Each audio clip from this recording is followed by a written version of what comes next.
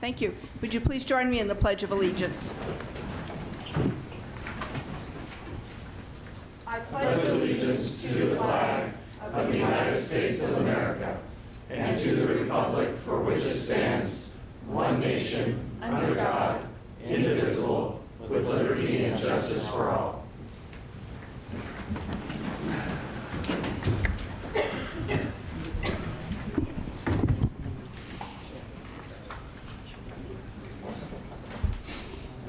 Councilor Nanke, do you have a motion regarding the additions and deletions to the agenda? I do, Madam Mayor. I would move additions, deletions, and revisions as contained in the packet on your desktops. Second. It's been moved by Councilor Nanke and seconded by Councilor Bednarz to approve the additions and deletions to the agenda. Are there any questions? Just to let people know what on additions. We have written testimony on Historic Preservation Month, which is a proclamation we'll be doing. We revised the minutes to remove a reference to a counselor saying something when he didn't. We have some more written testimony on Bicycle Boulevard's information report, and also written testimony on the staff report regarding acquisition and construction of Marine Drive. All right. Thank you very much. The motion on the floor. All those in favor of the motion signify by saying aye. Aye. Aye. Opposed, say nay. Motion carries. Thank you. We now have time for comments from city councilor members and from the city manager. Are there comments from councilors? Councilor Benjamin, then Councilor Bednarz, then Councilor Nanke. I'd like to Councilor invite Andersen. everybody who is watching and is here tonight to spread the word to go to your neighborhood association. It's a great place to get connected for an hour or two a month. That's all it is. Meet your neighbors, find out the issues, and weigh in. Thank you. Thank you. Councilor Bednarz? I just wanted to talk a little bit about last Thursday's meeting with SEDCOR. I had the opportunity to attend a presentation by Don, I think it's Shadal, and he did a presentation on how we're citing businesses in our community and then what the community's role in that siting. And in particular, we were talking about Mill Creek and how we can get businesses in. What are our value propositions? What do we need to do as a community? And what kind of businesses are we looking for? So it was quite a discussion. We had other elected officials there, and good, robust discussion with SEDCOR.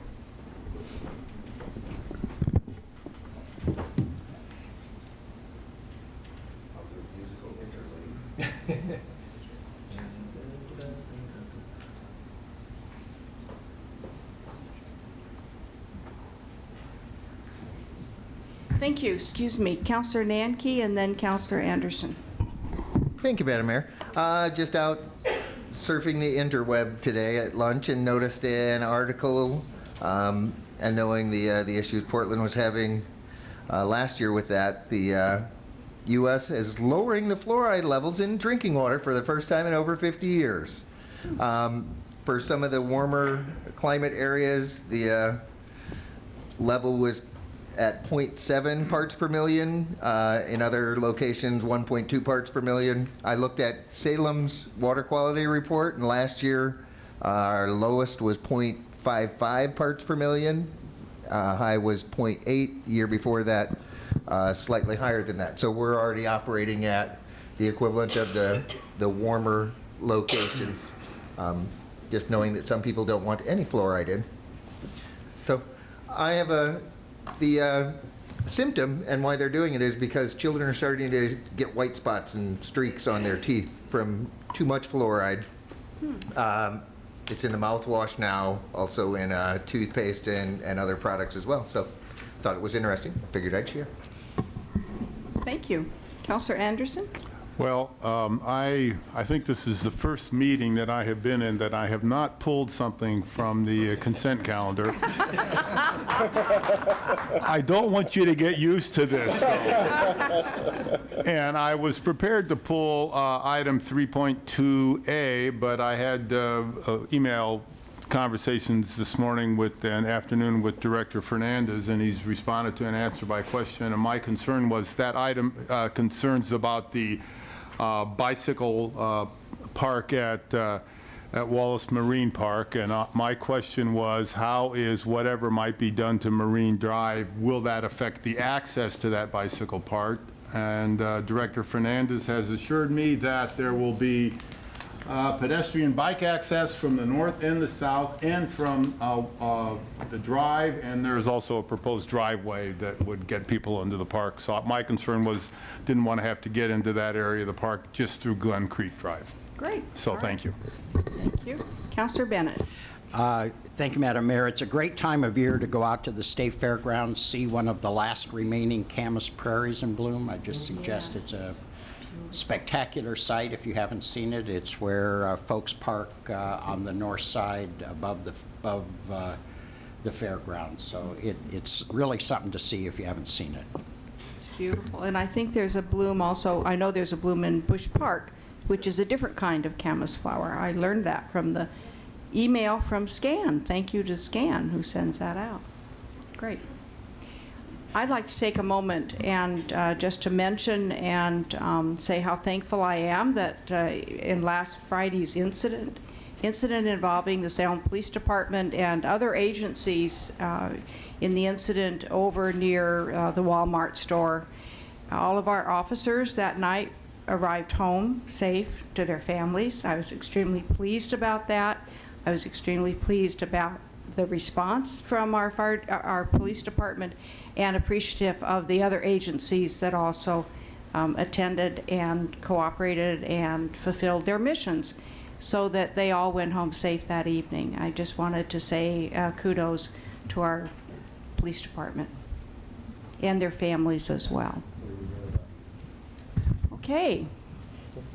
I have proclamations this evening, and I'm going to ask the first to join me, and that is the Country Financial Kids Relay Day.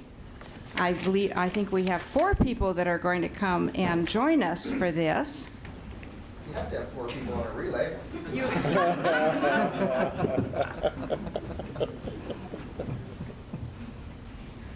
Okay. I think we can do this right here. Wherever you want to be. Is this on? Yes. Is it? That worked? Okay. Good. All right.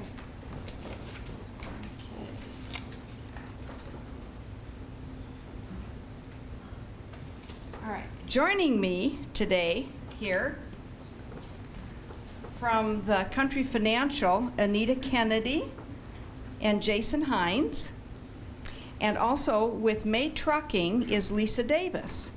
And our staff member, and now I'm going blank, I'm so sorry. Melinda McCullough. And I know your name and I just went blank, I apologize. It takes a tremendous number of people to put on that fabulous relay year after year after year.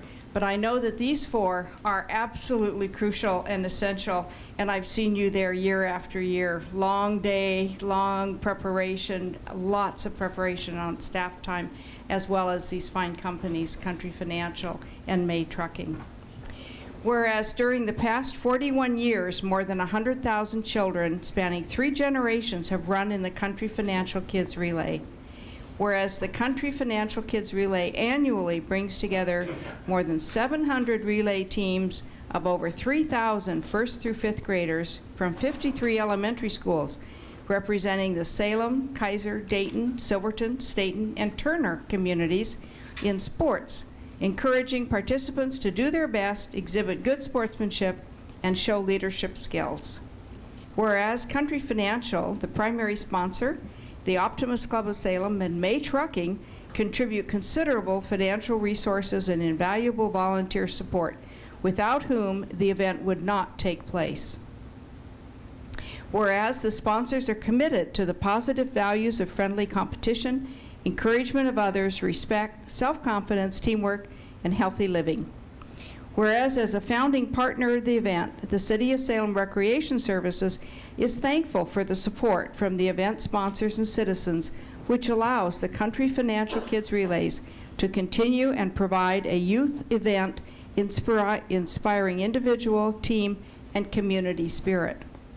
Now therefore, I, Anna Peterson, Mayor of the City of Salem, proclaim May 9th to be Country Financial Kids Relay Day, and I encourage all citizens to embrace and celebrate this endeavor in the interests of our children. And I want to say again sincerely thank you so much to May Trucking, to Country Financial, because you truly do make this event possible. Thank you so much. I'd like to present this to Anita Kennedy. Thank you so much. It's our pleasure. Welcome.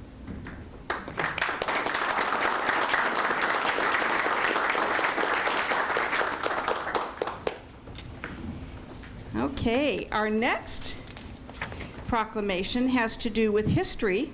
I think you heard a little bit about that, so you kind of are familiar. And I believe that Kimberly Fitzgerald is coming. Is that true? And David Holton? Okay. And Andrew Hendry? Right? Okay, here we come. Hi. This is so exciting. Every year I really enjoy talking about historic preservation because it really is one of our hallmarks for the City of Salem. We're very proud of all of the historic homes and properties that we have. Whereas historic preservation is an effective tool for managing growth, revitalizing neighborhoods, fostering local pride, and maintaining community character while enhancing livability. Whereas the City of Salem is one of only 4 cities in Oregon designated by the Oregon Heritage Commission as a Heritage All-Star Community for its wealth of heritage resources and effective programs. And whereas the City of Salem has 4 National Register districts and over 120 individual listed local historic landmarks, including the Elsinore Theater, Gaiety Hollow, the Thomas K. Woolen Mill, Jason Lee House, and the Southern Pacific Railroad Station, to name just a few. Whereas the City of Salem's historic buildings help illuminate our city's past and brighten its future. And whereas it is important to celebrate the role of history in our lives and the contributions made by dedicated individuals in helping preserve the City of Salem's architectural heritage. And whereas National Historic Preservation Month was established in 1973 by the National Trust for Historic Preservation in order to promote historic preservation and community pride in local heritage sites. Now therefore, I, Anna Peterson, Mayor of the City of Salem, do hereby proclaim May as Historic Preservation Month and call upon the residents of Salem to join their citizens in recognizing and participating in this special observance. Congratulations to the Historic Preservation Commission, and to staff, Kimberly Fitzgerald, for all of the work that you've all been doing. Thank you so very much. I'm going to present this to you. You're very welcome. Shall we do a photo? Oh, yeah.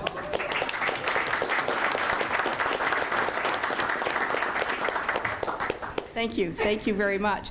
And I know that the commission meets regularly and puts in a lot of long, hard time at the meetings, but also in preparation. So thank you both for your service on that. Our third event is an annual one, and this is the one that sort of gives us a chance to kind of get up and really move around a little bit, or at least a few people anyway. So this is the proclamation for Fill the Boot Days. And I'd like to ask, let's see, I don't have names ahead, so I did speak with you earlier. Come and introduce yourselves, and then I'm going to present the proclamation. My name's Ian Fitzgerald. I'm one of the Salem firefighters, and this is Kyle Ellerby. This is my son, Duncan. Hey. All right. Hello, Duncan. Hello. Thank you all for being here. Thank you so much. Whereas muscular dystrophy refers to a group of more than 40 neuromuscular diseases, and the Muscular Dystrophy Association is a voluntary health agency that was created in 1950 by a driven group of parents whose children suffered from a form of muscular dystrophy. And whereas 75% of every dollar raised by MDA goes directly to research, healthcare, and education, Local 314 firefighters have held Fill the Boot Days annually in Salem raising thousands of dollars to benefit children with neuromuscular diseases. And whereas, on behalf of all the people of Salem, I offer our best wishes to the people living with neuromuscular diseases in Salem.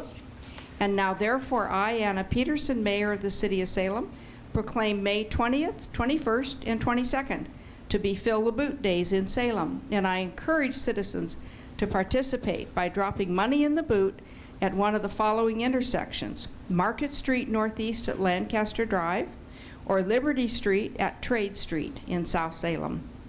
Thank you so much. I'd like to present this proclamation to you. There you are. Yeah, if I could just,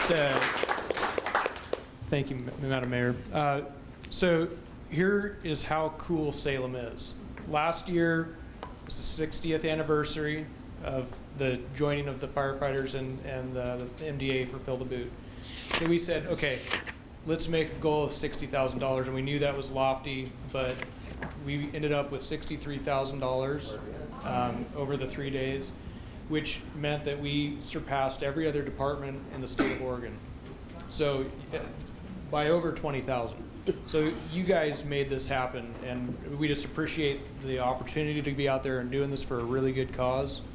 It means all the difference to these families that can send their kids to a week-long camp. That might be the only thing that they get out to really do for an entire year. So it's a really great cause, and just thank you for letting us do it. I just wanted to add a little bit. You know, the MDA likes to talk about how we provide the help, the services, the clinics, those kind of things to these people living with neuromuscular disease, but it's really the community like you guys who provide the hope for them, the support, you know, and supporting year after year. If you guys weren't aware of this, Salem firefighters have gone from 20,000 one year, 40,000 the next year, and 63,000 the following year. A huge increase, and it got national coverage at the MDA. Salem really came out and did a lot. So thank you very much, everyone. Well, thank you. If I could just have y'all join me. Just absolutely. Absolutely. We've been getting our money out here. I had to chase you around last time. There you go. Oh, thank you. Thank you very much. All right, we'll give them a minute to pass the boot around, and then we'll get our meeting going again here.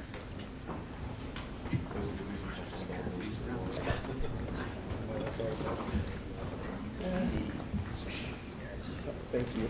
Good luck.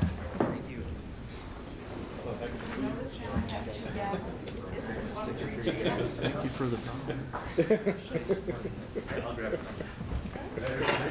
Thank you very much. Good thing you're really good. Thank you.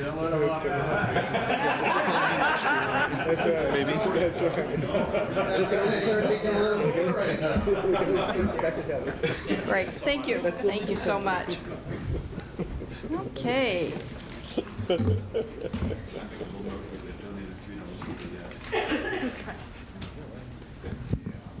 right.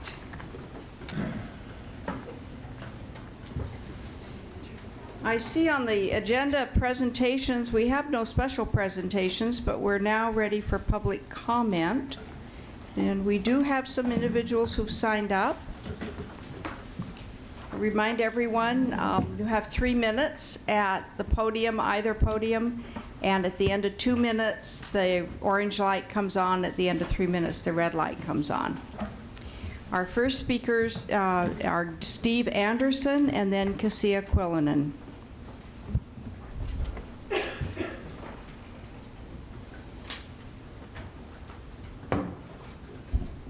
Good evening.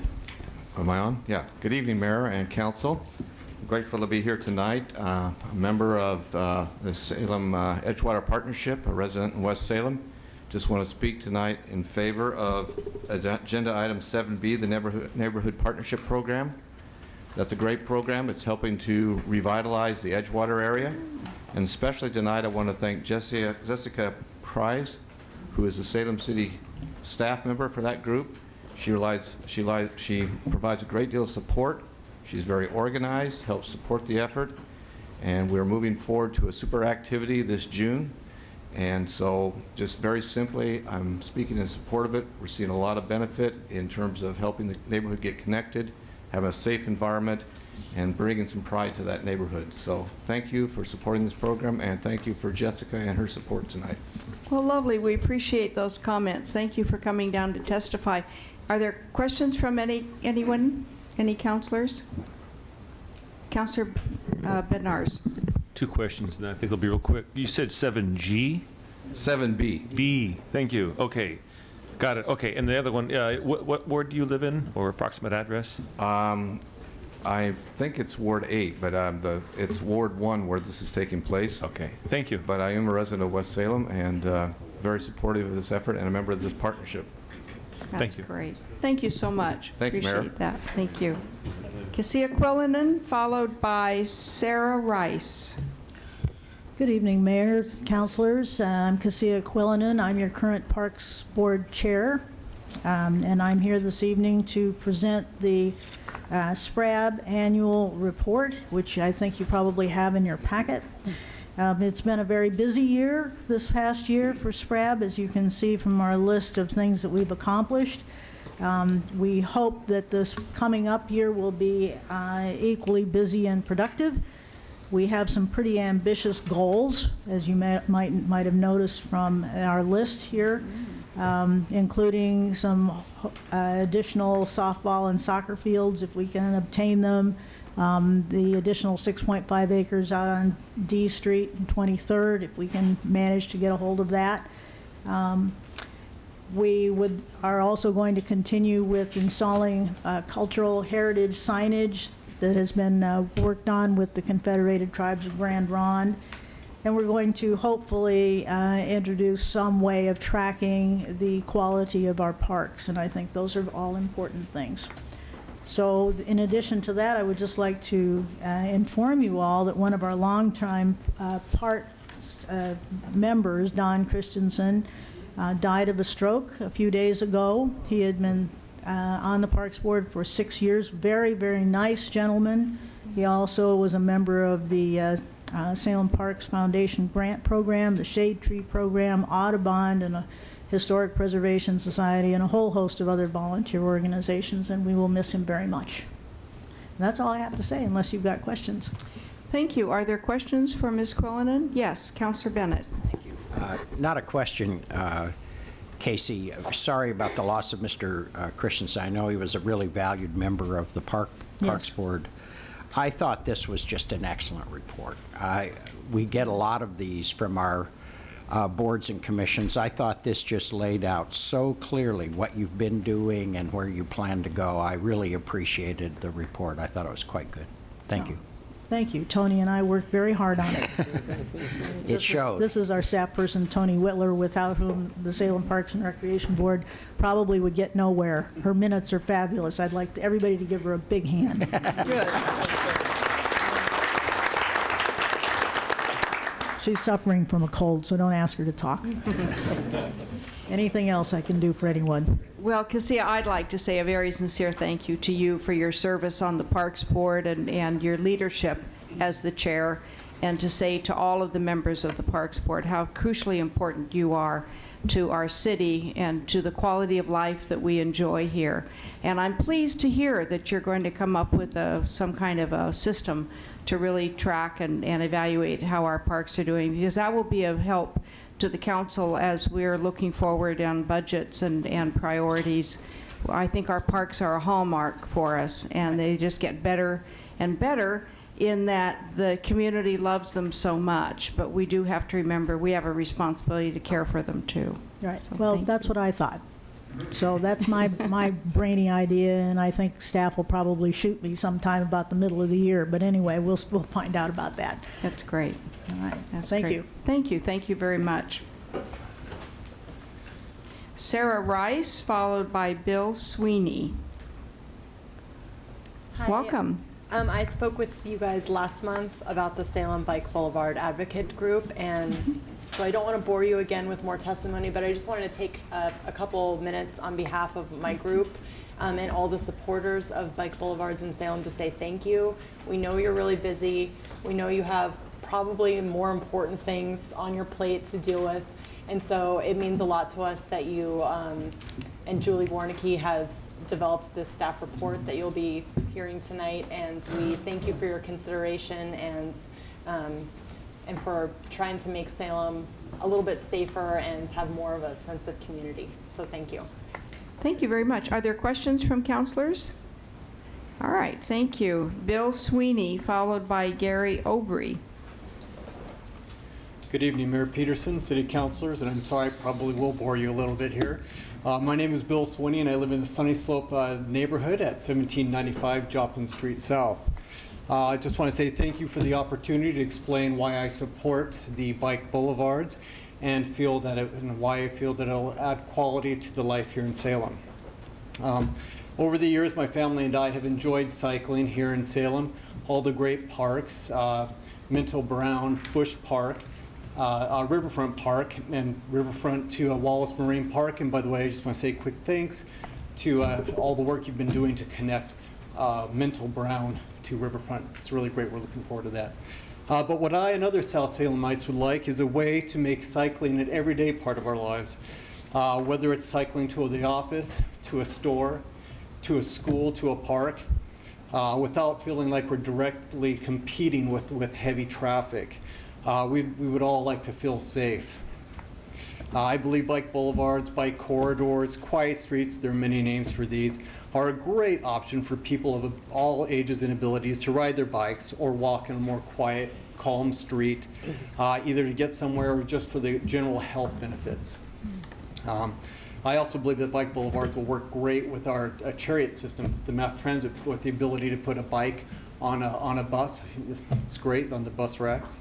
Bike boulevards, as other people have mentioned, take a low-traffic neighborhood street, make some infrastructural changes, which quiets the street from some motor traffic and creates a more accessible zone for folks of all ages and abilities. And a network of these bike boulevards creates another level of accessibility for a city, takes cars off the roads, and I believe creates general overall health, or improves a general overall health of a community. And I'm aware that this won't happen in my South Salem neighborhood anytime soon, and it may take a while to create a network. But for now, I think creating Salem's first bike boulevard is a great step for our community. On our car, we have a bumper sticker that says, "Make Salem awesome." And I believe that bike boulevards will be another step or pedal in that direction. Thank you. Thank you. Are there questions from councilors? All right, thank you very much. Gary Obrey, followed by Jeff Leach. Good evening, Council and Mayor. My name is Gary Obrey, and I'm here to express my thanks to City staff for the excellent job they did on the informational report on bike boulevards. Great job. I appreciate that the report recognizes that bike boulevards don't just happen. We have to work at them, and that even though many neighborhood streets are designated in our TSP, Transportation System Plan, it will take some careful planning and careful consideration to get just the right treatments identified along each route. I'm encouraged by staff's interest in applying for a grant to do a concept plan for a particular bike boulevard route. I think that's a good step. I believe that the concept plan will provide the essential framework for public input, traffic engineering and street design elements along a particular route.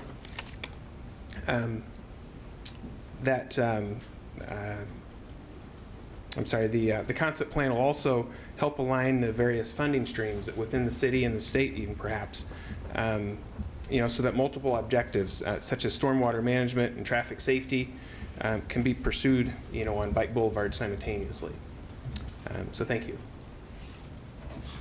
Thank you. Are there questions from any councilors? All right, thank you so much. Jeff Leach, followed by Angela Obrey. Good evening, Mayor and councilors. My name is Jeff Leach at 265 Richmond Avenue, and yes, I do go to my neighborhood association meetings. Gary didn't mention it, but he and I both were on the stakeholders committee for the bike walk plan that the informational report books. And as one who's worked on it a couple years before it was adopted, this informational report does go in the right direction. It fits in exactly what we were looking for. One of the biggest complaints the community had was connectivity. This fits right in, joins the Kaiser Parkway Trail to the north almost, and connects into Union Street, which then connects to the 12th Street Promenade, Riverfront Park, and eventually the two bridges. This will be a great example for citizens to experience what it is like to have facilities that are only available in other cities here in Portland. So I wanted to thank the staff for taking the move in this direction, and look forward to the progress in the future. Thank you. Thank you. Are there questions?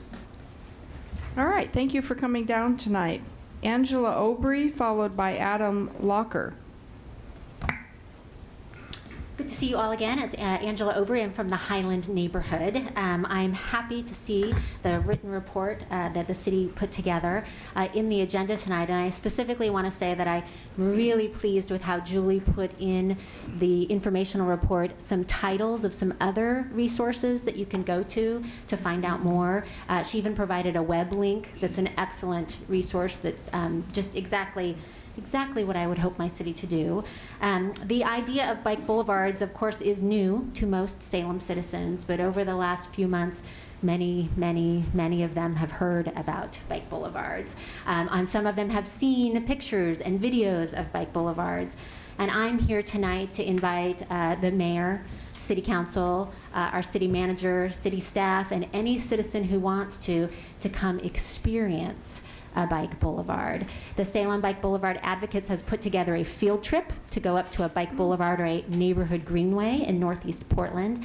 The neighborhood greenway network in Portland is over 70 miles. The area that we have chosen looks very much like the Highland and Grant neighborhood that the city is saying is perhaps maybe the first corridor that they would like to develop. So it would be a very good way to experience what could be here in Salem. Our field trip is Sunday, May 17th at 1:30, and we're going to have Greg Reisman, a traffic specialist from the city of Salem, from the city of Portland, with us on that tour to specifically point out the kinds of design elements that they've added to the streets to make a difference, and the kind of feedback that they've received from neighbors in those specific neighborhoods. It's going to be slow-paced, fun, flat ride. You can bring your own bike. You can rent a bike. We also have put information on our Facebook page. You can hire a pedicab and just chat with your loved one as we ride along if you'd like. But as I said, all the details are on our Facebook page. I have some invitations with me here tonight. I know that city staff received a written invitation, as well as all the councilors and the mayor. I'd love to see you there. Lovely, thank you. Are there questions from councilors? Councilor Andersen. Thank you for doing this, and thanks for arranging the tour. I will be in Portland that Sunday, so maybe you should give me one on your way out. And where in Northeast Portland is it specifically? We're specifically going to be looking at the Alberta, Klickitat, and Going Street neighborhood, and we're going to meet at Upcycles, which is a bike rental shop that has seen quite a boom in that neighborhood since the neighborhood greenways have gone on. And we're going to start there. Folks can bring their own bike, but they can also call ahead and reserve a bike to have a bike rental. Well, then my comment is that my older son and his family live in the Alberta neighborhood, and they live just up from Prescott, and the Bike Boulevard is the one street north of Prescott. And I was there Sunday afternoon, and we actually took a ride with our 4-year-old granddaughter on that Bike Boulevard, and that was not some place that I would want to do on some other streets in that area of Portland, but because it was a Bike Boulevard, we had little Louise out, and she was loving it. So, 4 years thank old you. is a great age to get them started active. Yeah, thank you.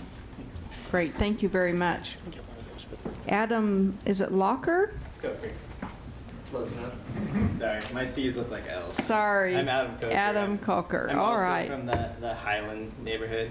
Okay. A question I often get asked when it comes to biking in Salem is it safe? About 4 years ago, my job moved 6 miles from home on Tamarack Street. I decided that it really wasn't worth it to drive that distance and that riding bike was going to be good for my waistline as well as my wallet. Fast forward a year and my daughter was born. I was still riding bikes and loving it, but I had a problem. Could I really ride a bike with my daughter? It felt like a moral dilemma. Was I a bad parent if I dragged my 6-month-old daughter out into the world on a bicycle? It felt like, oh, sorry. People in Europe do it, but this is America. We worship our cars as if they were a God-given right. I love cars too, but I love this earth and I love our community. My wife and I decided that I would give it a try pulling my daughter in a bicycle trailer. 3 years later, and my daughter still loves it, oftentimes preferring to ride in daddy's bike rather than mommy's car. Kids at my daughter's daycare often point and smile when we roll up to the front door, and they look at their parents with that look that says, "Why can't we do that?" I think a lot of parents wish they could do that, but they also look at me and think, "Don't give my kids any ideas." Fairgrounds Road runs by my daughter's daycare, and by no means is it bicycle or pedestrian friendly. Despite having a marked crosswalk and a designated bike route crossing it, I routinely see children having to wait for 10, 20 or more cars to pass before they can cross the street. I've seen cars rear-ended because they were trying to be good citizens for letting someone cross. I and other people I know have almost been hit trying to cross that road. My daughter's class goes for walks when the weather's nice. One day she told me this, "Don't go out on the street, Daddy, or you'll be smashed flat as a pancake." She learned this from her teachers, from walking on that road. Why must we be okay with this? Auto accidents are the leading cause of death for children. It's not abductions, it's not disease, it's cars. Bike boulevards are a step in the right direction to get our streets to not just be car-friendly, but people-friendly. By designing and retrofitting roads to discourage mindless through traffic and to encourage people to engage in physical activity and interact with their environment around them, we can make the answer to the question of, is it safe to walk or bike, a resounding yes. I support bike boulevards because I want our families in Salem to be happy, healthy, and safe. Thank you. Thank you very much. Are there questions from counselors? All right, thanks for coming down. Appreciate that. And our last person signed up is Michael Kemp. Good evening. Good evening. I'm new to Salem. I haven't been here even 4 months yet. I moved from the frozen tundra of Wisconsin to the great state of Oregon. I was pleased to get a job with Oregon State Hospital as its new director of peer recovery services. I was excited. My wife and I moved out here. Our goal was to go down to one car and for me to walk and bike to work, which I've been doing. And each day I'm greeted by my coworkers, 1,800 of them at the Oregon State Hospital, with maybe 3 to 4 bikes in the bike rack. My fellow workers look at me and go, "Are you nuts for riding your bike down here?" Well, I do work in a mental hospital, so that may have something to do with it. But I am so excited to hear about the bike boulevards. I encourage this city to become serious about reducing its carbon footprint. You have a beautiful city. It's one reason I moved here. It will be more beautiful with bike boulevards and people riding their bikes and people getting healthier. It's one of the most cost-effective things we can do as a city to reduce our carbon footprint and increase the health of our citizens. So I don't want to repeat everything that was said here, so I just would like the council and the mayor to give strong support to this progressive step. Thank you very much. Thank you. Are there questions from counselors? All right, well, welcome to Salem. Thanks for coming down tonight. All right, was there anyone else who wanted to comment that had not signed up? I see a hand. Yes? Madam Mayor? Right there, yes. The gentleman had signed up under general public comment outside of items on the agenda, and I would make a motion to reorder the agenda. He was the only one on that. Second. There's another party who wants to speak on item 9. Second. Yeah. Bring Okay. them both and let him go home. All right, yeah, let's. To add testimony from item 9 into item number 2 at the current. All right, it's been moved by Councilor Nanke, and I think it was seconded by Councilor Bennett to reorder the agenda and bring items 9 under, well, anyway, next on the agenda. Item 2. All right, all those in favor of the motion signify by saying aye. Aye. Opposed, say nay. Motion carries. Thank you. And welcome. And you are Jake Cornack. Cornack. And Jake thank you for that Cornack. motion. Welcome. I feel so much more important all of a sudden. Hello, my name is Jake Cornack, and I'm a student at Willamette University, living in Ward 2. First and foremost, though, I'm a concerned Salem citizen. I stand here representing hundreds of Willamette students who join me in asking for a citywide law that bans single-use plastic carry-out bags in grocery stores. The pervasive use of these plastic bags has far-reaching consequences for our city and its citizens. The transition to reusable grocery bags has been made by cities small and large, and the only real negative impact, if you can call it that, is a few customers forgetting their reusable bags and having to purchase a 5-cent paper bag to carry their items instead. Environmentally, plastic bags pose a real threat to our oceans and our planet. First, the mere production of plastic bags is toxic. Plastic bags are produced using petroleum, natural gas, and other chemicals, emitting carbon into the atmosphere and contributing to climate change. They don't biodegrade, they photodegrade. This means that as plastic bag degrades, it breaks down into smaller and smaller toxic bits of itself and bleeds and contaminates the environment even after it no longer resembles a plastic bag. Additionally, plastic bags cause the death of many marine animals when they're mistaken for food. When Salem citizens choose to recycle their bag to reduce their impact, and only 3% of these bags are actually recycled, they clog our recycling machines and cost recycling facilities money. In terms of economic impact, a ban on plastic bags would have zero effect on jobs. No jobs in Salem are created because of our consumption of plastic bags, and no jobs would be lost as a result of a ban. Plastic bags did not even exist in Salem until 1977, so many of you in this room may even remember when paper or reusable bags were the options available. My friends at the Chamber of Commerce have expressed concerns about the potential impact of a plastic bag on businesses. So let me assure you that businesses are not negatively impacted by plastic bag bans. Currently, grocers provide free plastic bags to their customers, so a plastic bag ban would eliminate that cost and likely generate some additional revenue from in-store sales of reusable bags. There's a reason that this initiative has bipartisan support and business support, while creating a minor inconvenience for consumers in the beginning as they become accustomed to bringing their own bags to the store.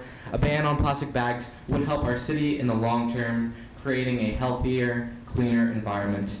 In 20 years, when future generations ask what we did to slow climate change, are you going to say that you were unwilling to stop using plastic bags? Or will you be able to point to the ban of plastic bags as evidence that Salem led the effort to protect our planet? Small efforts now will have a big impact later. This is my second year in Salem, and I've fallen in love with the city. Every day I am reminded why Excuse me, I have to remind you, the red light means your time is up. Can you wrap up? People. My fellow students and I are here to offer our support. Thank you for your time and for your commitment to the people of Salem. Thank you very much. Are there questions from councilors?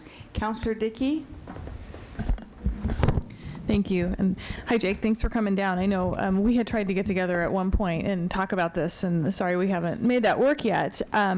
So I appreciate you coming down and sharing with all of us your idea. One question I have is, because I've talked to store owners about this, like grocery store owners that are generally supportive about the idea, except for the one thing that I've heard is they're concerned for people that might be using Oregon Trail card, might be using, might be low income, and would that place a hardship on them? I just wonder if that's something that you have any thoughts about. Definitely. Well, I think that these grocery stores, I talked to a few grocery store owners, and they said that they're spending thousands of dollars on plastic bags every week, every month, and they were proportionally increasing the costs of their goods to subsidize this free giving of plastic bags. So when you forget a reusable bag and a poor individual has to buy a 5-cent paper bag instead, I don't think that's a huge inconvenience, but if 10, 15 cents is a large sum, they'll see over time a reduction in their grocery bills by a proportional amount because the grocers are spending less money buying free and giving away bags for free. Thank you. Okay, thank you. Other questions? Councilor Lewis. Hi. Yeah, thanks for coming down, and I did enjoy our talk together. I was wondering if you had taken the idea of maybe getting one of the local grocers to experiment with not carrying plastic bags, and if that had been discussed with any of them. I got Life Source Natural Foods to agree to endorsing such a ban, but largely I've been unable to get through to large grocers in Salem. Okay. I'm yet to reach out to Ross, though, so I need to do that. That might be a good idea. Councilor Andersen. Thank you. Thank you for coming down and for sharing your ideas with us. Have you been working with Joe Abraham at Willamette? He's a close friend and trusted advisor. Okay, good, because I was hoping that you had, because I think there's a lot that he at Willamette and the students at Willamette can offer the city in many ways, not just this. So thank you very much. Thank you. Okay, thank you very much. Thank you. Nick Williams.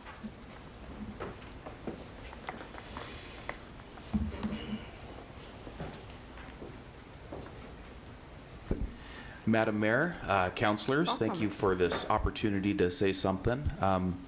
This evening I come to you without any formal agenda or any specific things to discuss other than a debt of gratitude from the staff and the volunteer leadership of the Salem Area Chamber of Commerce.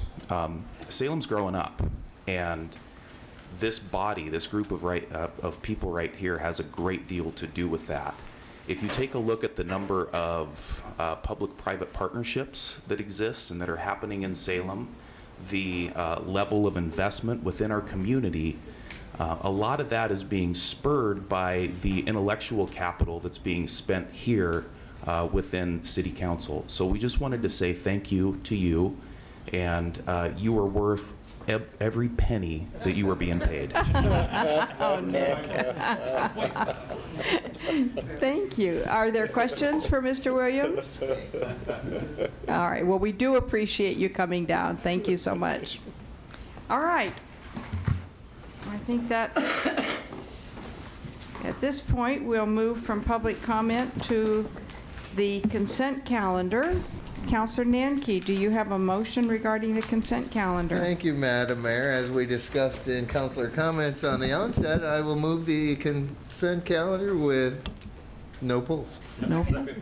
All right, it's been moved by Councilor Nanke, seconded by Councilor Dickey to move the consent calendar. Are there any questions regarding the consent calendar? Madam Mayor? Yes. Just to give a quick update on what is included in the consent calendar this evening, we have two resolutions. One to approve the seeking a grant to construct a bike park at Wallace Marine Park. Also a refinancing of the 2003 Section 108 bond to reduce interest expenses. It was utilized on the convention center. Will save us several $100,000 by refinancing that and getting the interest rate down. Collecting a bargaining agreement with the Salem Professional Firefighters Battalion Chiefs, an intergovernmental agreement for maintenance of the Willamette Valley Scenic Bikeway signs that we will install and maintain, and the Oregon OPRD, Parks and Recreation Department, will give us the money to do that, so it doesn't cost us anything. And then an intergovernmental agreement with the Oregon Department of Transportation to stick some signal controllers, downtown Ethernet switches, and some bike ped counters as well. And that's what the consent calendar is comprised of this evening. Wonderful. All right. Are there any other any questions? All right. The motion to accept the consent calendar was made by Councilor Nanke and seconded by Councilor Dickey. All those in favor of the motion, please signify by saying aye. Aye. Aye. Opposed, say nay. Motion carries. Thank you very much. Public hearings are next, and I have a question regarding one of them.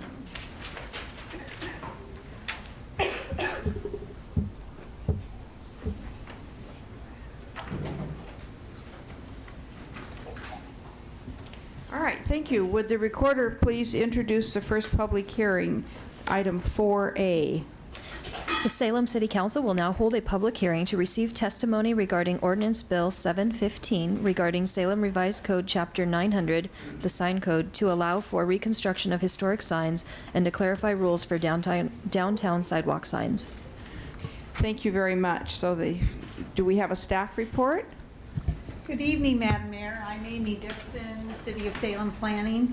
I need to inform you that there was a procedural error with this amendment, and the hearing will not be able to be concluded this evening. So at your direction, I can either present the staff report tonight or wait until the May 11th meeting.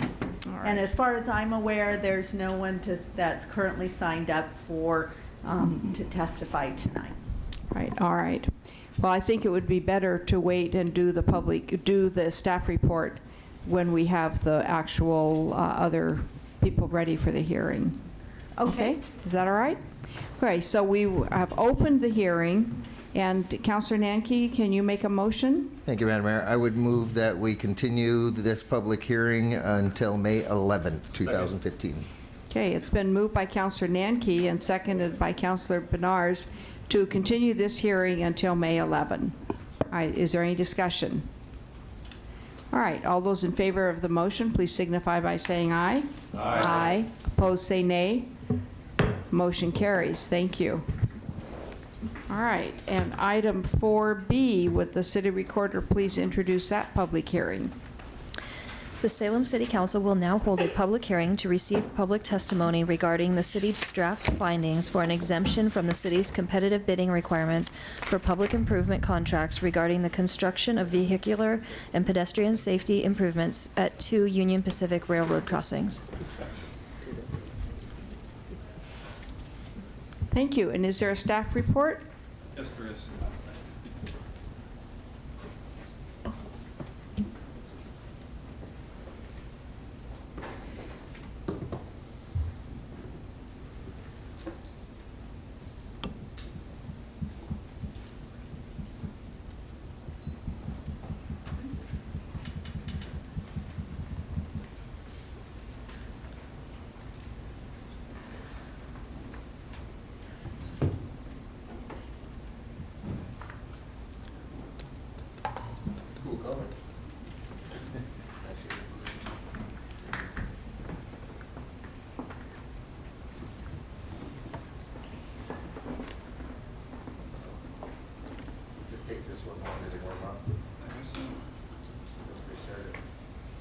It's worth the wait.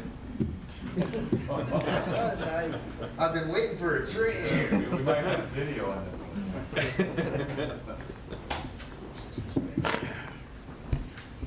Good evening, Mayor Peterson and City Council members. My name is Brian Martin. I'm an Assistant City Engineer here at the City of Salem Public Works Department. Tonight, I'd like to discuss the need for City Council acting as a local contract review board to exempt railroad safety improvements to be performed by the Union Pacific Railroad from the competitive bidding process and authorize the direct negotiation for that work. First, I'd like to provide a little background. As part of the 2008 Streets and Bridges Bond Measure, City Council approved safety improvements to 12 Union Pacific Railroad crossings from Mill Street to Silverton Road. The first phase of the improvements between Mill Street and Sunnyview Road were approved in 2010 after a lengthy public involvement process. Those improvements were completed in 2013, and a railroad quiet zone was implemented between Mill Street and Market Street shortly thereafter. The second phase of improvements at Woodrow Street and Silverton Road were approved in 2013 as part of savings from the original bond program. It is this second phase of improvements that is under consideration this evening. When we look at these safety improvements, we're really looking at two areas. One is for vehicles, the other is for pedestrians. So safety improvements for vehicles generally consist of crossing gates, crossing flashers, median islands, and signs. Improvements for pedestrian safety include ADA compliant sidewalks put at appropriate angles with the railroad tracks, crossing flashers, and additional signs. This slide shows who is responsible for constructing the actual improvements. So the city constructs the sidewalks, the signs, curbs, median islands, etc. The Union Pacific Railroad actually constructs signal improvements to their facilities. So in this case, you see the look sign on the railroad crossing flashers. Those are constructed for pedestrian safety. Because all of the improvements proposed for this project are above and beyond those required by the Union Pacific to operate their facilities, the city is responsible for funding all the improvements. For this project, the total cost approximately $1.7 million, of which approximately $800,000 is with the Union Pacific Railroad. Because all of these improvements for the project will be constructed with public funds, they must be completed in accordance with the Oregon Revised Statutes and city's public contracting rules. These statutes and rules require all improvements to be competitively bid unless a local contract review board adopts findings for an exemption. For this project, we need an exemption for the Union Pacific Railroad to construct improvements to their facilities.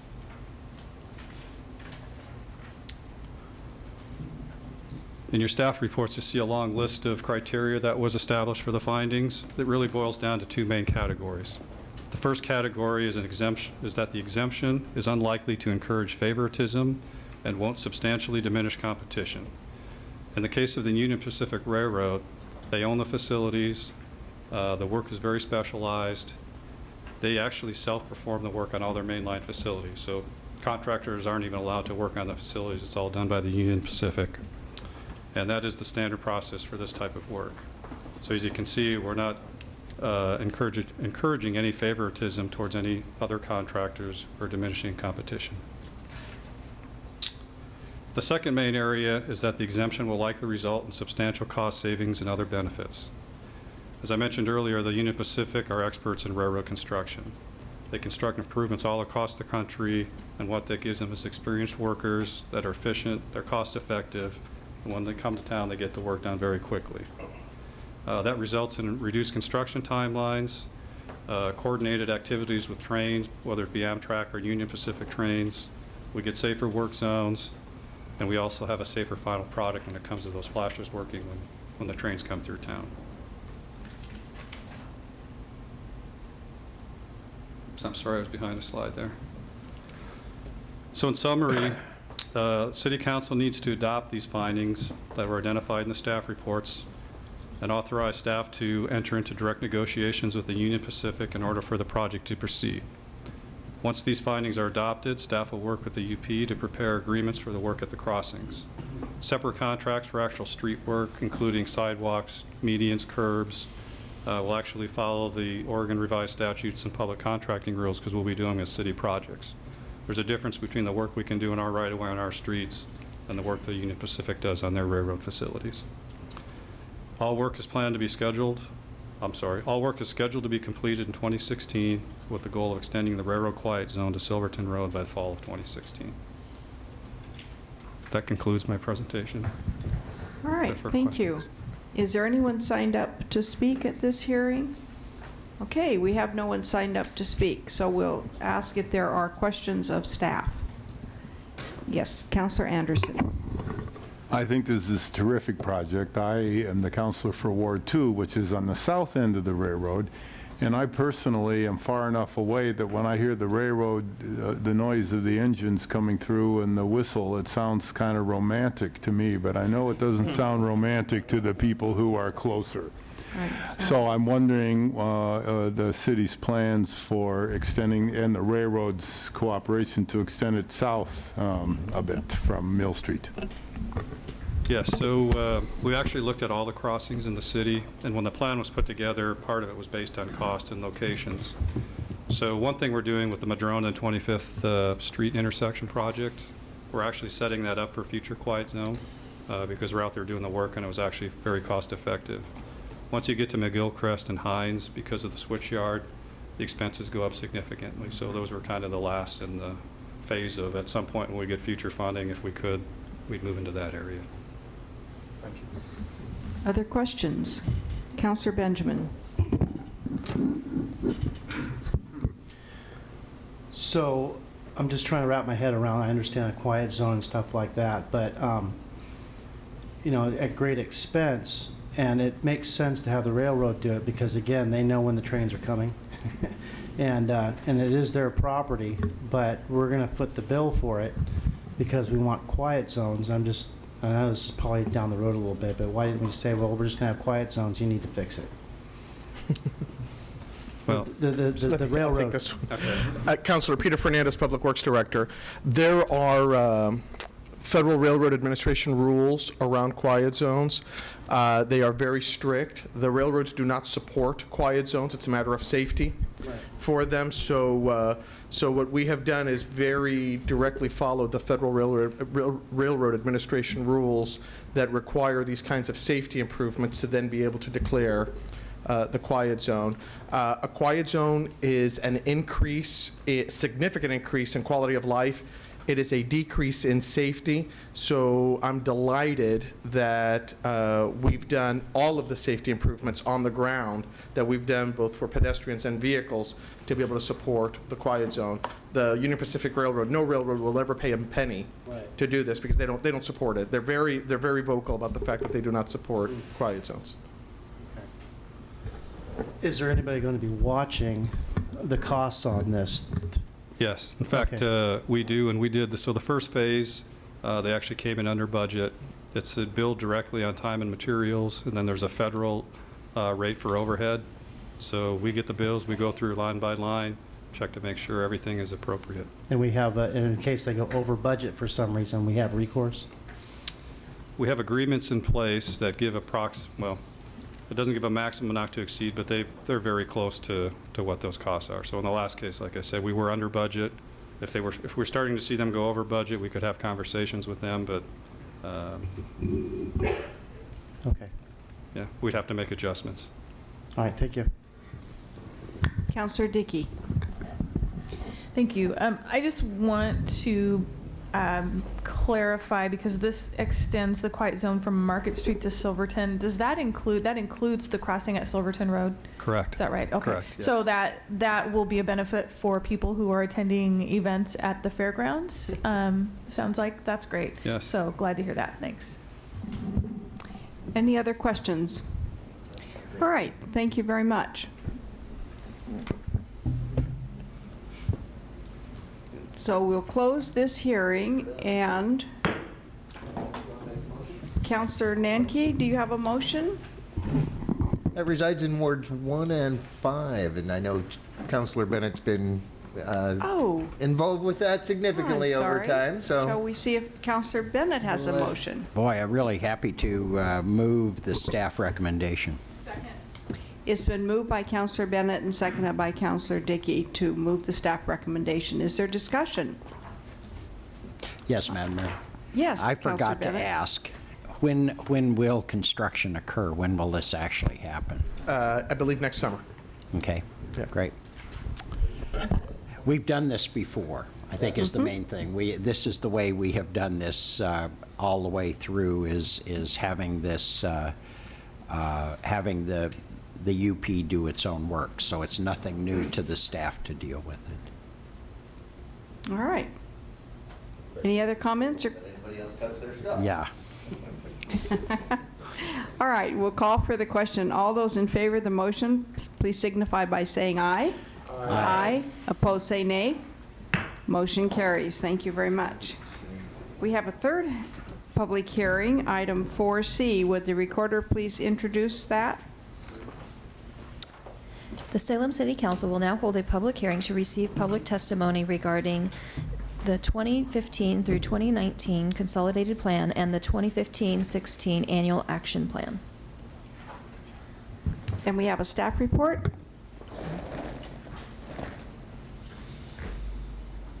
Yes, thank you. Good evening, Madam Mayor, Council. I'm Marina Peck, Federal Programs Manager for Urban Development Department. The purpose of tonight's public hearing is to discuss the 2015-2019 Consolidated Plan and the 2015-2016 Annual Plan.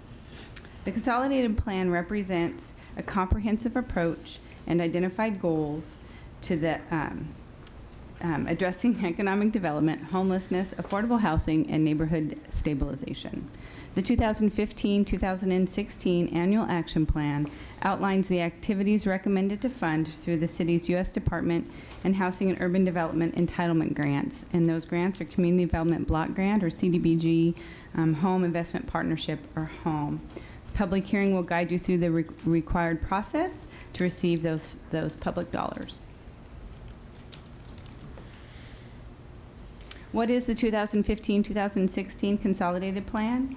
It is a document HUD requires the city submit every 5 years. It outlines the priority goals, needs of the community, and how the city will address those needs over the next 5 years. Organizations interested in applying for funds can also use this document to determine project eligibility. HUD requires the city complete a very detailed needs assessment and analysis of the communities of Salem and Kaiser. This assessment is designed to help the city determine the highest needs for the lowest income populations and how the funds will be targeting those needs. Upon completion of the analysis and the development of the consolidated plan, specific goals will be identified that guide the annual funding process. HUD requires some additional documents be submitted with the consolidated plan.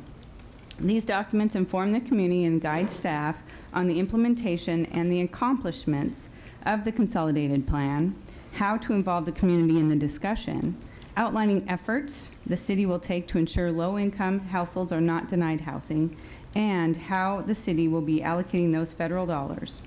At the end of each fiscal year, the city must then report the accomplishments on those allocations. Ooh, what happened there?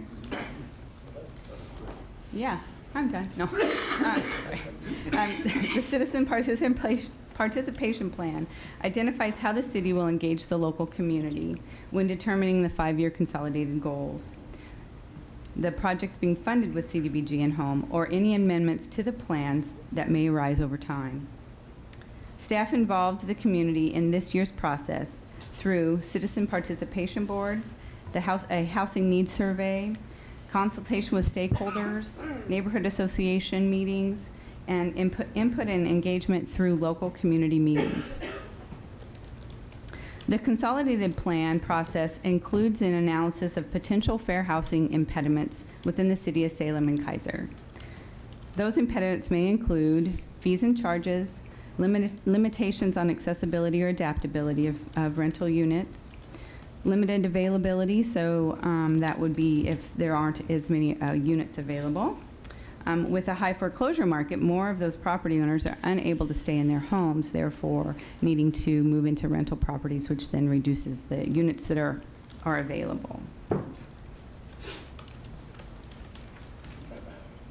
The Neighborhood Revitalization Strategy, or the NRSA, is not a required document, but is approved by HUD annually. And the city, this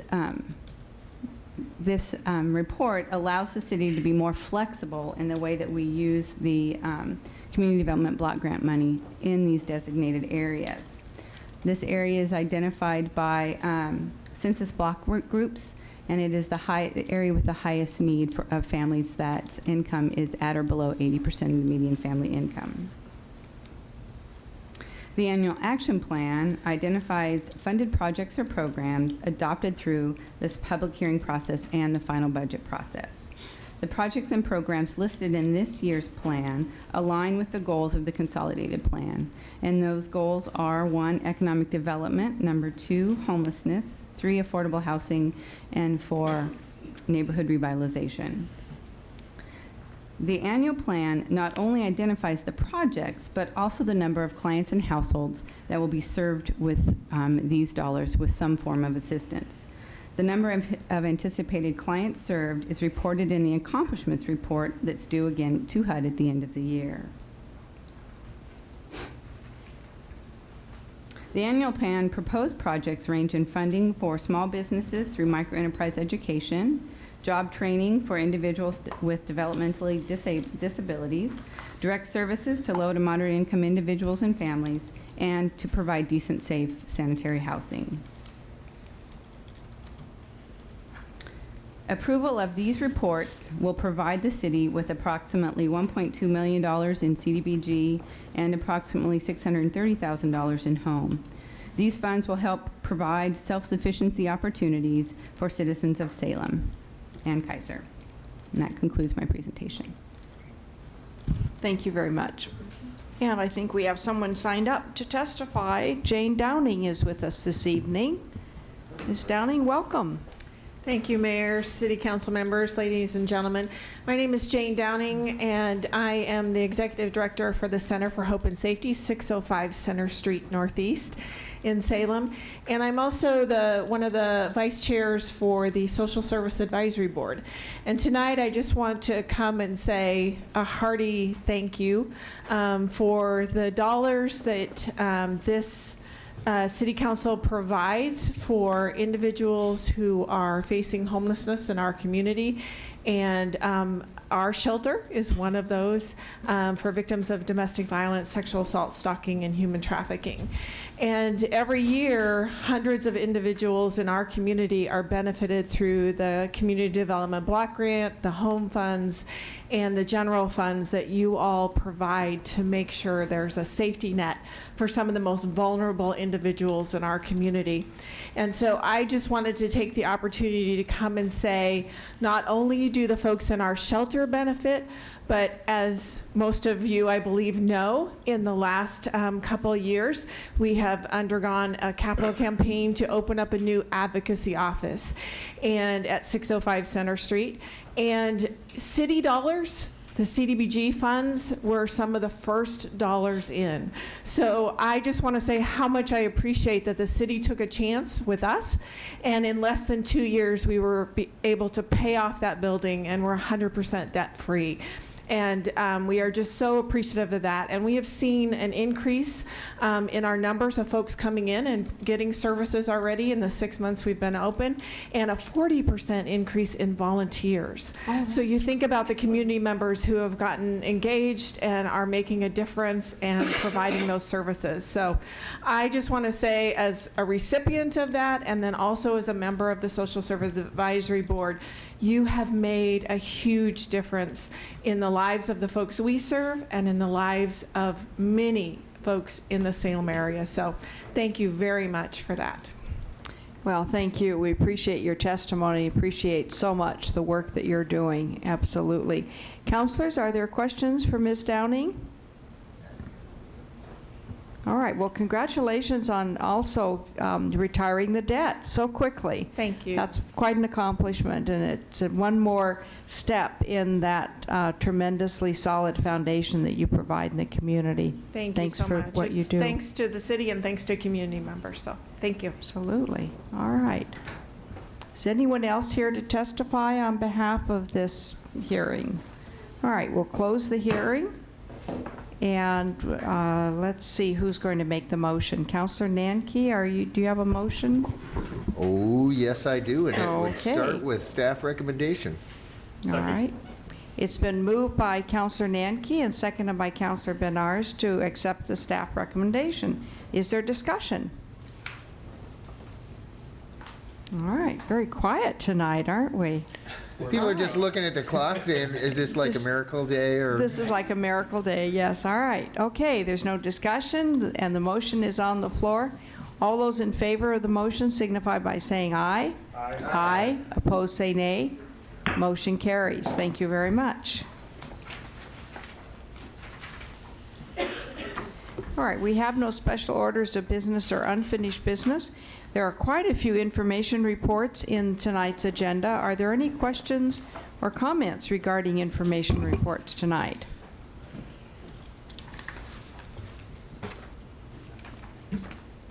Councilor Andersen and then Councilor Bennett. Thank you. I don't know if you want to take these seriatim, Madam Mayor, but I do have questions on E and F, and I don't know if we can go to that right away. We'll just do one by one. That's fine. Okay. My question's on E, which is the Bike Boulevard Information Report. I, too, agree with the people who testified today that the staff responded with alacrity and good information. I'm wondering, is there any other way that we could speed up this process other than what's already been done? Councilor, it's really just a matter of funding, and at this point, there are no funds identified to do the construction. There is an opportunity to apply for a transportation growth management grant, and we talk about that in the last paragraph.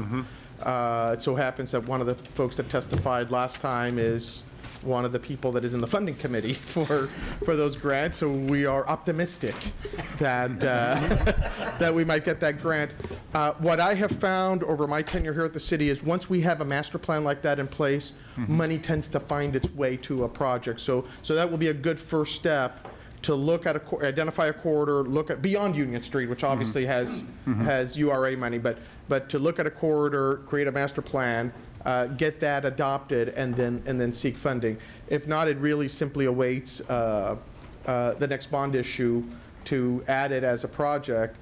Things like the quiet zone, waited for a number of years, and then we've seen positive things happen. So that's beyond grants. There's really not a whole lot of money available for this right now. And it certainly sounds like you and your department are doing everything you can to pursue all available grants. Yep.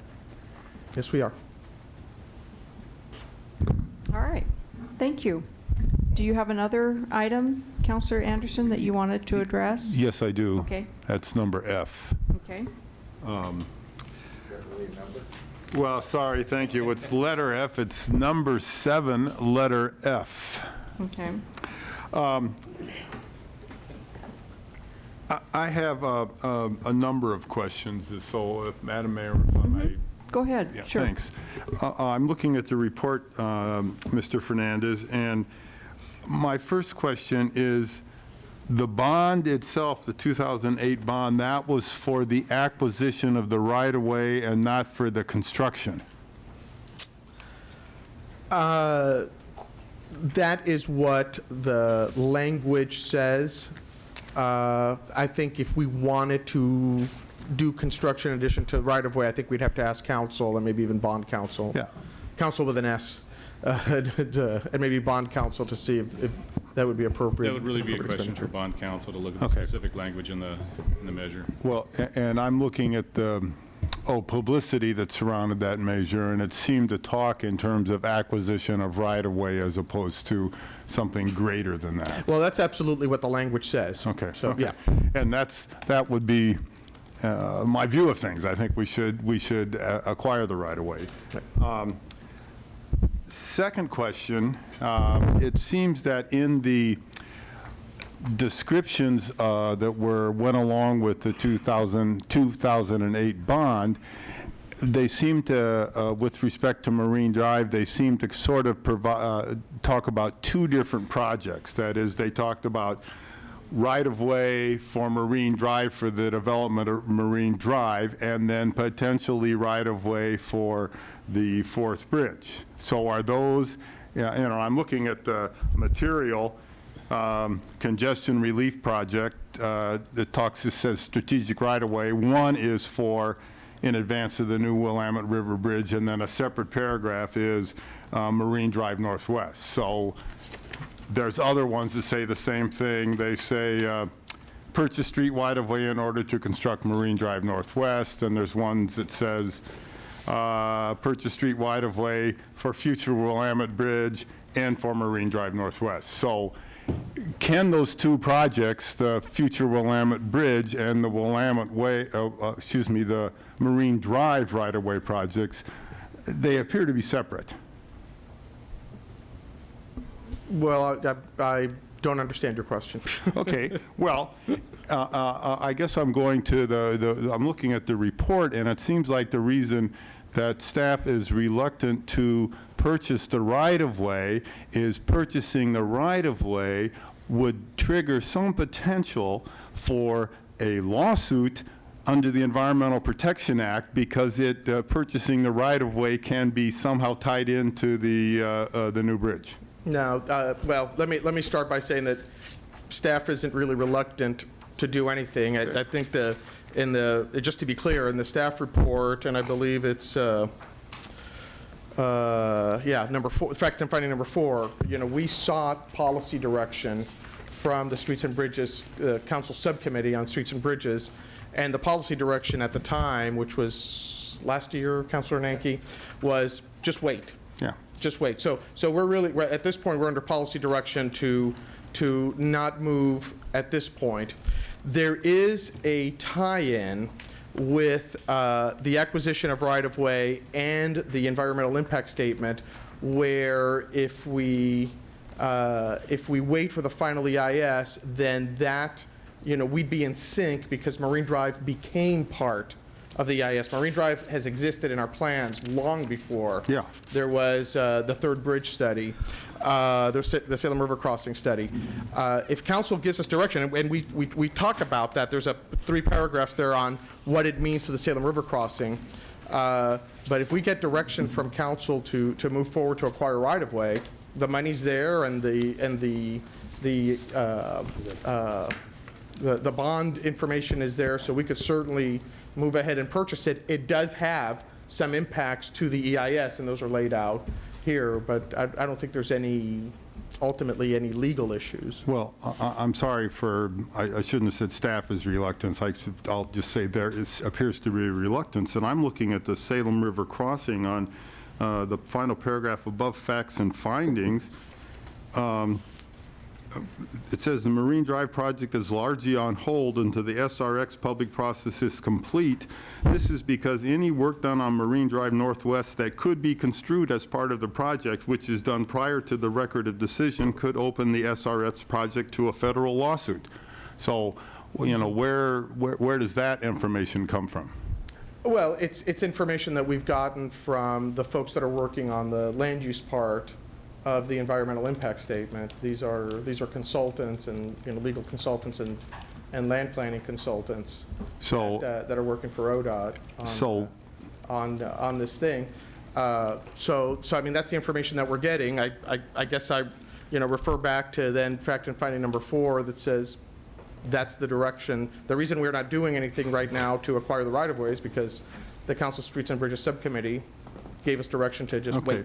So, but the direction that the Council Bridges and Subcommittee gave you didn't have anything to do with the potential for a lawsuit here under the EIS. That's what you're saying the consultants have told you? Well, the Streets and Bridges Subcommittee understood that the EIS was underway and understood that there are locations. If you look at attachment 1, you see the original alignment as it sits in the transportation system plan.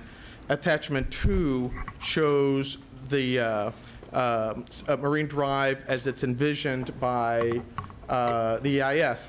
It's essentially the same alignment. Yeah. It just the right-of-way gets wider at Hope Avenue, so really that's the big difference is the width at Hope Avenue, at the Hope Avenue intersection. And that goes from 60 to 80. Right. So that's really the big difference right there. So, I think we could probably acquire other parts of the right-of-way, or acquire the 60-foot part of the right-of-way, and perhaps not be in conflict, but because they've become intertwined, it just opens us up to some issues. Sure. So you kind of answered my next question. If we were to say just get the 60 feet rather than the 80 feet, that would be pretty hard to say that's connected with the Salem River crossing, because Salem River crossing needs 80 feet. Well, I mean, I think that's something that we'd want to confirm with our experts, but it is absolutely clear that the 60-foot right-of-way has been in the transportation system plan for a number of years, and it sits there today. The only thing that's adopted by this council is the 60-foot right-of-way as a collector street. And one more final question, Madam Mayor, and at least on this go-around. I'm looking at the project, and it looks like as you are going from north to south, there are two kind of varieties of what can happen to a marine drive. One of them is it curves toward the east and goes, along the parkway, and the other is it drops almost straight down.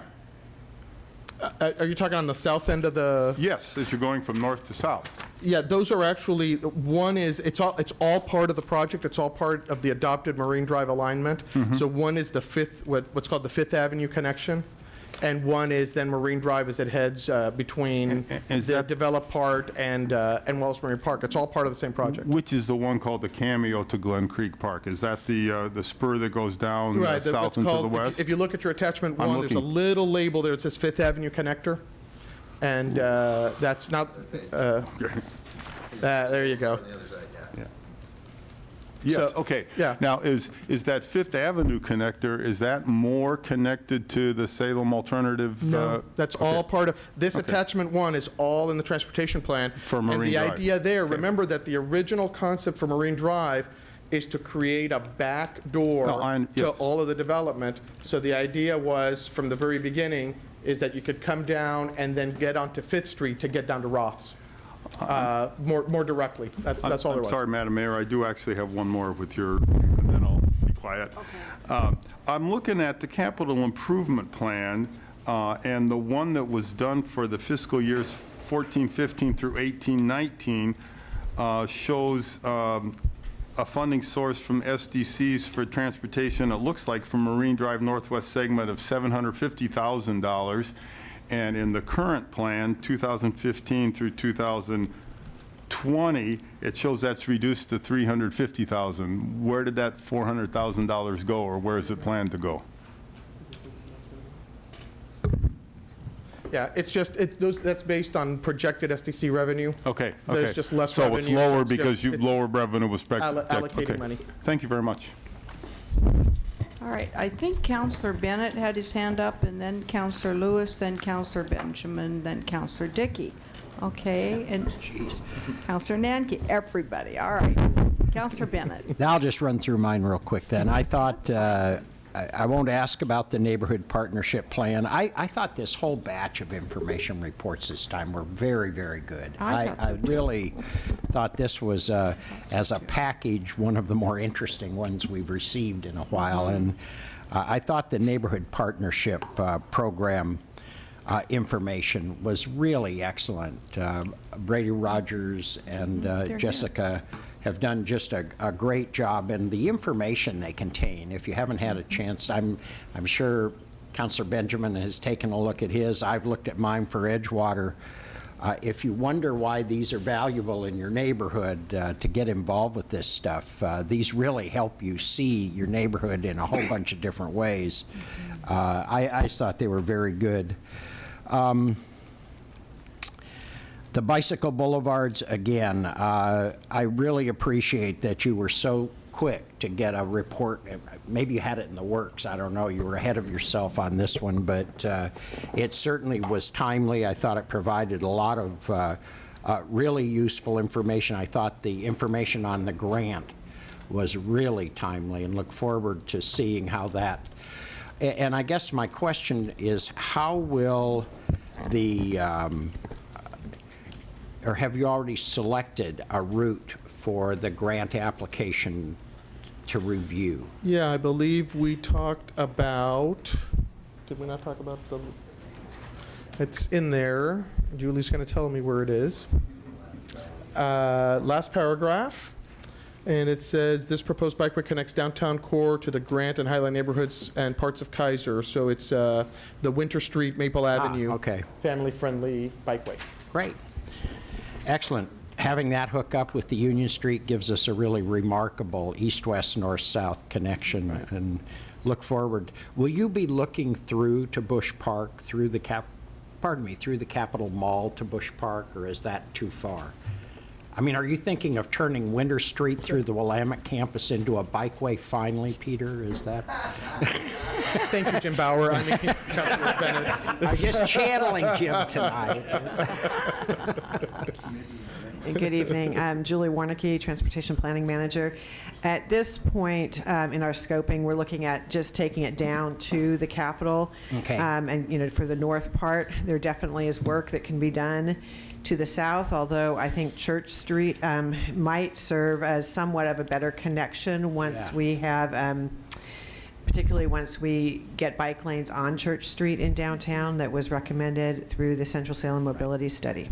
Okay, great. Thank you very much. And then finally, on the Marine Drive right-of-way purchasing and all that, what do you need now to proceed, to start moving ahead on this? I guess I hear you saying there is not, if we look at certain the 60-foot right-of-way portions of it, you don't seem to be describing some sort of legal impediment. I want to make sure I understood that. Yeah, I'd want to confirm if we proceed with acquiring the 60-foot portion, what does that do? I'd want the council to understand what, if anything, is the impact if we proceed with what's just in our transportation plan, not anything related to the Salem River crossing. That money's there. That money is not being spent. It's absolutely reserved for this effort. My recommendation would be to just give it a year. You know, let's get through this land process. We have other projects that we're working on. We're fully engaged. We probably couldn't do a whole lot. I mean, I guess we could set real estate loose on you know, acquiring the properties. We do have an alignment, so we know exactly where the 60-foot alignment is and it where sounded they are. like you have some ideas for portions of it that would actually begin providing some of the services we're anticipating long-term from Marine Drive. Right. So one of the things that we talked about at the council subcommittee meeting was, you know, we could, if you add it up, that's why I provided the table so that you could kind of see at a glance. You know, the entirety of the main line of the right-of-way, the 60-foot portion, is about, we estimated about $3 million, $2.8 million. So we could go out and just acquire the right-of-way with the money that we have, and some of the connections that you see in Table 2 below it. Or we could pick a spot and, you know, not just acquire the right-of-way, but construct, and that's how you can read across and then see what the total estimated costs are. And you see that all the segments are less than $3.6 million as you read across. So one of the things, Councilor Andersen brings up a good point, we'd need to check with bond counsel to make sure that we could construct it.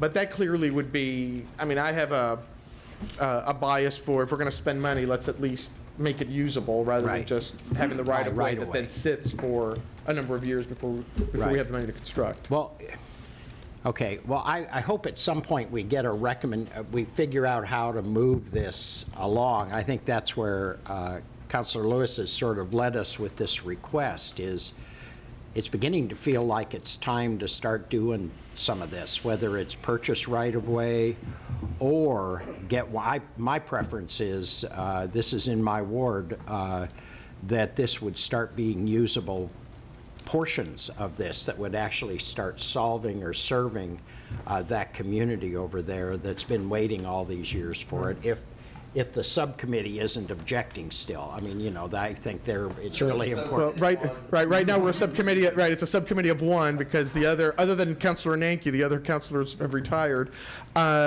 You know, I guess I could suggest that you know, we could reconvene, or we could reconvene with, you know, the West Salem councilors and Councilor Nanke, if the mayor chose to appoint, you know, that makeup of the subcommittee, to sit down and kind of discuss options, and we could, ahead of a meeting like that, talk to, you know, the ODOT's attorneys and the consultants that are working on so if we were going to build, you know, like the southern piece, which it would be clearly one of the most usable pieces, and that's less than $3.6 million. What does that mean? what impediments are there and stuff, and we could certainly proceed. We would need direction from the council to. Well, that's to what I'd proceed like with to that. see at some point soon is maybe some recommendation, once everybody figures it out, that removes that impediment you described of a council policy, if that is the impediment right now. If there are other things that can be done,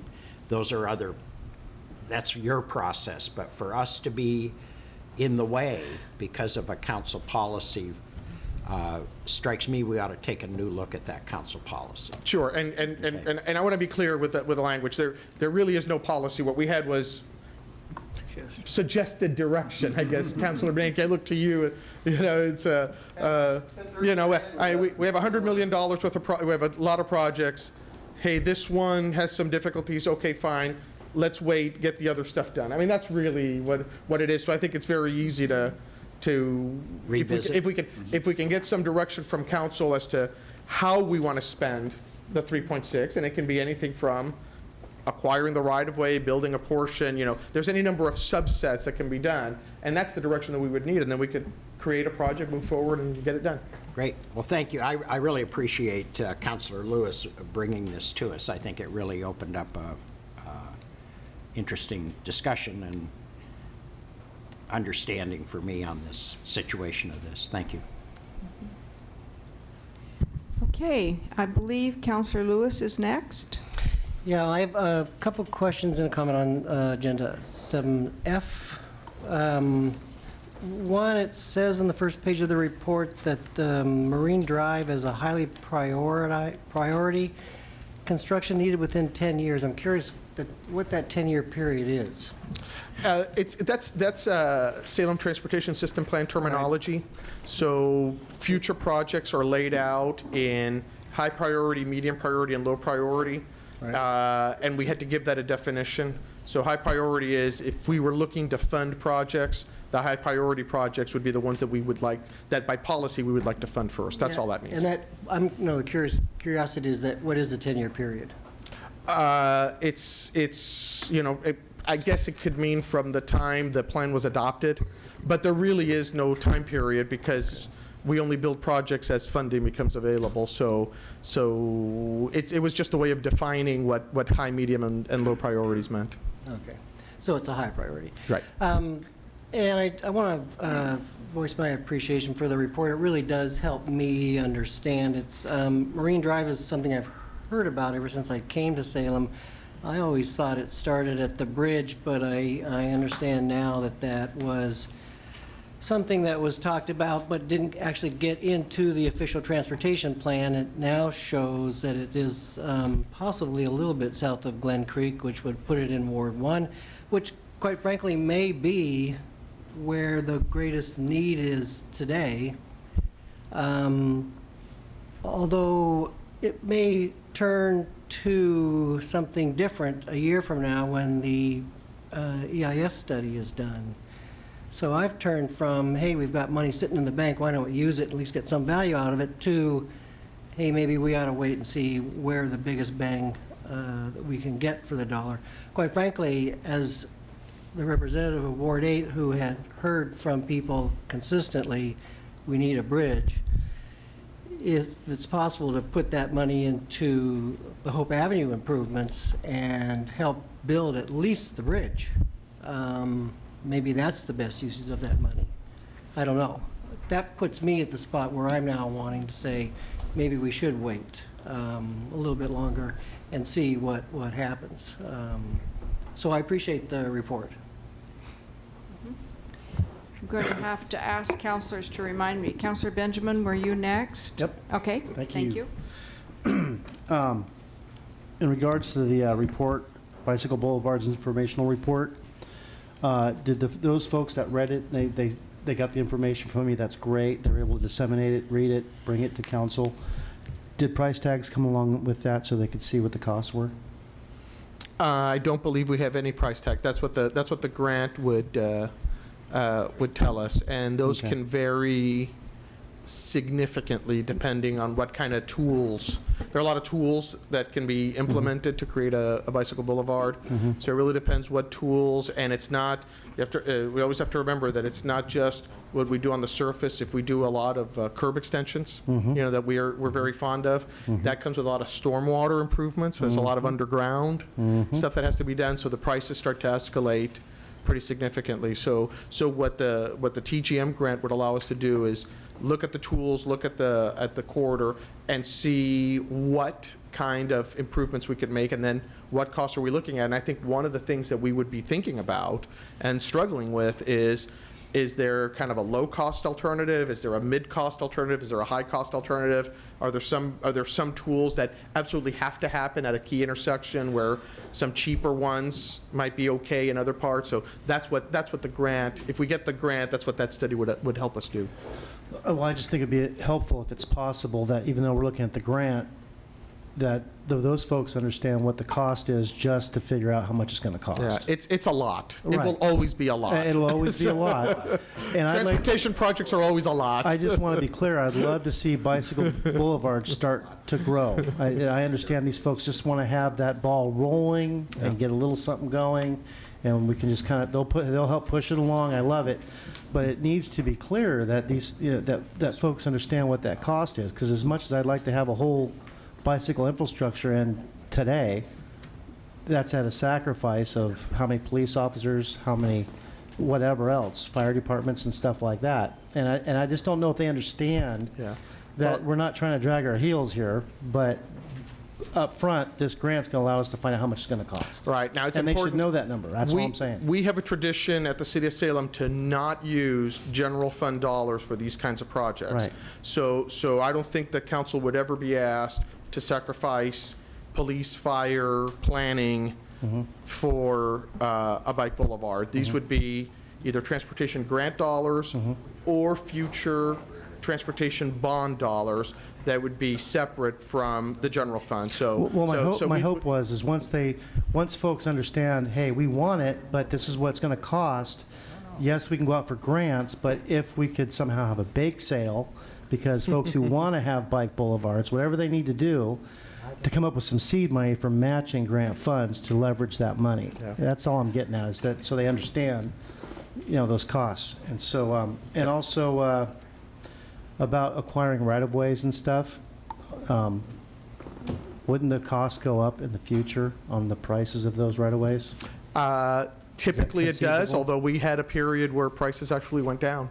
We're just coming out of that period. So that's my point. But typically it is cheaper to buy today than tomorrow. Yes. Right, and that's something I'm sure you guys are aware of. But when it looks like, well, we got the money just sitting there, I know we would like to spend it and move forward instead of spend it and let it sit. But it seems to me as what if 2 years from now the price of that land goes way up, and then we're looking at, Does that make sense? It does. Thank you. Thank you.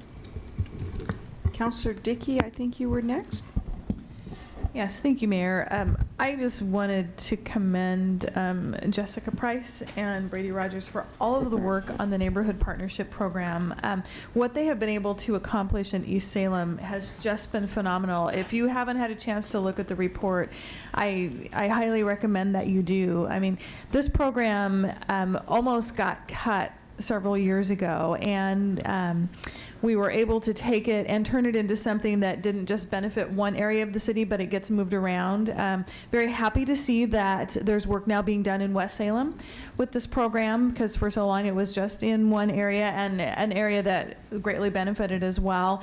But if you just look at this report, this is a return on investment that I don't think we can actually quantify. I mean, when we talk about, there's over 100 partners listed that are somehow associated, and these partners aren't just limited to the neighborhood area, so it definitely has a ripple effect throughout the neighborhoods that are surrounding and throughout the rest of the city. It doesn't even mention, well, it briefly mentions in here that the 3 neighborhoods that were part of the Capes project, now Northgate has started to become a part, so there's another area that has become a partner. So this is just a fantastic opportunity. I mean, there are some some quantifiable numbers in there for some in-kind donations and dollars that were able to be leveraged for something else. But the amount of work that's going in, the people that are benefiting from it, the crime that's being prevented, and all of the benefit to the neighborhood, I think is this is a perfect model of a good return on investment for us. So I hope that we can continue to see this kind of success, not only in the neighborhoods who've had it, but in other neighborhoods as well as the program moves ahead.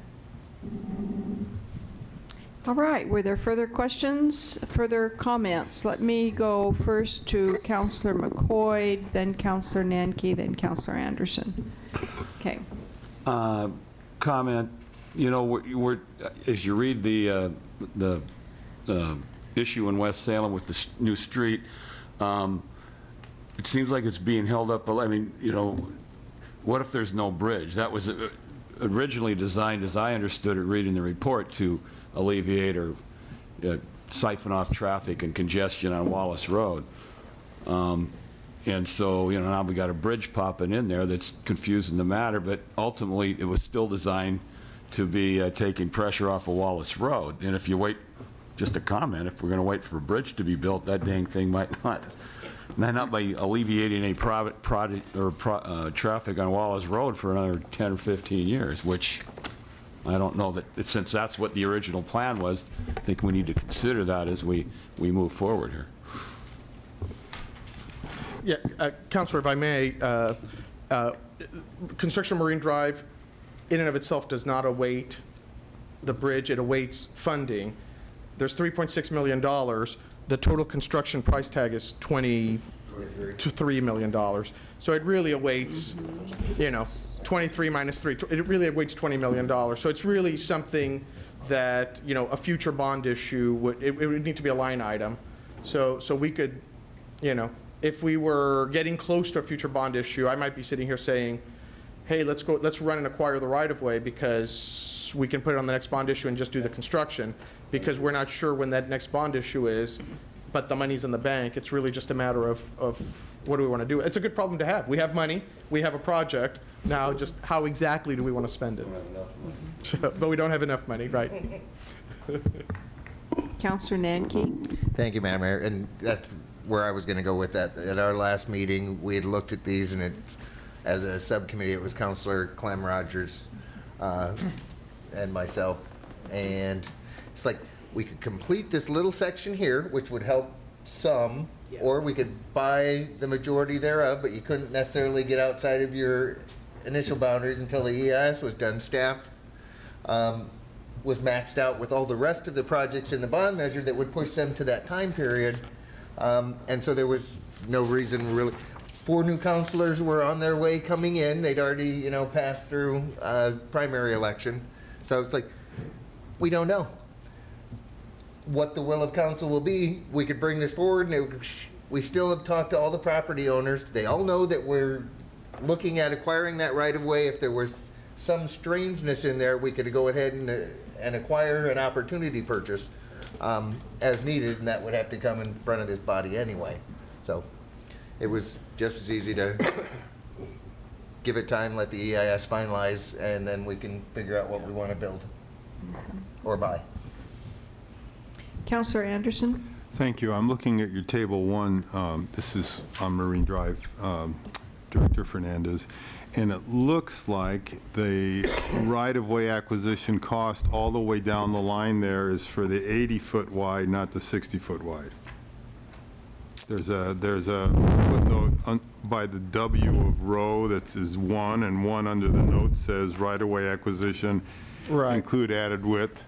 Right. So in this case, when we did this cost estimate, we already knew of the added width, so that was included in those estimates. And I was a little unclear. Are all segments of the right-of-way that are listed here, are they all to be 80 feet with the Salem River crossing, or some of them will still 60? I see Julie's nodding her head sideways. Yeah, so it's just kind of starting from Glen Creek and headed north. It is 60 feet until you get to Beckett, and then it starts to widen out. So the closer, it stays 60 feet until you get closer to the proposed bridge. Right, then it starts to widen out because of the double right turn lanes and the double left turn lanes. So buying something at the 60-foot right-of-way up until it turns to 80 feet is not something, in your estimation, albeit checking with bond counsel, that would create, or not bond counsel, counsel on for the environmental impact statement, that would create an issue where there could be a potential of problems. Right. Okay. Then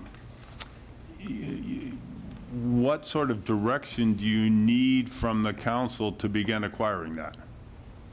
Well, I think we would need, I think clear direction says create a project and go acquire, what's in the transportation system plan. Yeah, no, I'm being more specific to just require the 60 feet right-of-way needed from going south to north.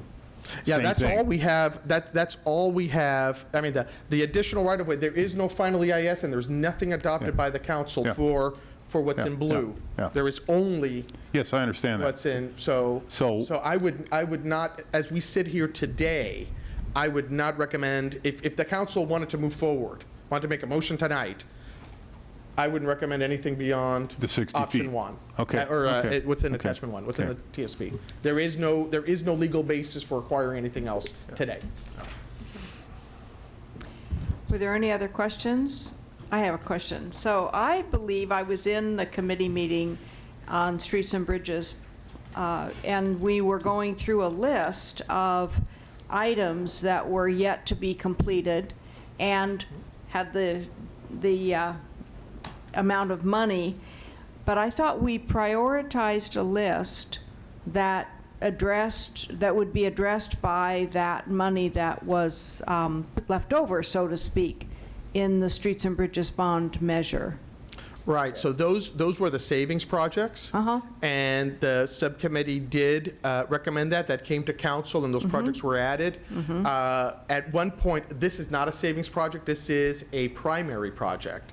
So this is not from savings, this money is reserved from the primary list. It is project number 41 of 41 projects. I get it, okay. So what you may recall is we had a big map that had the segments and had little tables on the segments that showed basically the summary. Table 1 is a summary of those little segments that were shown on that map, because we had done the analysis of what each segment would cost, because one of the discussions was, do we want to do a segment? So that's what we had kind of laid it out that way to help council understand it and help make a decision.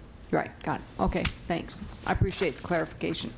Okay, any other questions or comments on the information reports? All right, thank you, everybody.